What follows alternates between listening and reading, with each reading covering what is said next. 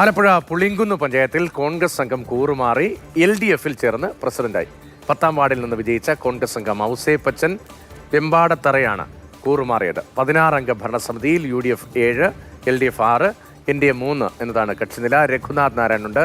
രഘു, കക്ഷിനിലയിൽ UDF-നാണ് ഭരണം ലഭിക്കേണ്ടത്. 7 അംഗങ്ങളുടെ പിന്തുണയുണ്ട്. അതേസമയം ഇപ്പോൾ കോൺഗ്രസ് സംഘം കൂറുമാറി LDF-ൽ ചേർന്ന് പഞ്ചായത്ത് പ്രസിഡന്റായിരിക്കുന്നു. അവിടെ സംഭവിച്ചത് എന്താണ്?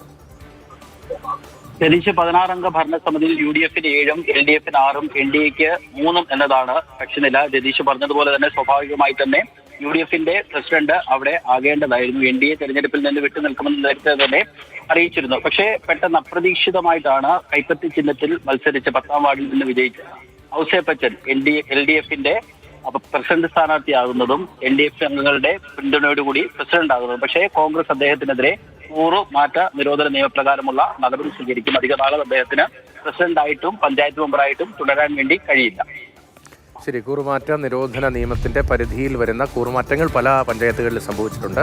സ്വാഭാവികമായും അയോഗ്യത ഉൾപ്പെടെയുള്ള നടപടികൾ പലരെയും കാത്തിരിക്കുന്നുണ്ട്. പക്ഷേ പലയിടത്തും പലതരം രാഷ്ട്രീയ സമവാക്യങ്ങളാണ് ഇപ്പോൾ പഞ്ചായത്ത് പ്രസിഡന്റ് തിരഞ്ഞെടുപ്പുമായി ബന്ധപ്പെട്ട് കാണുന്നത്.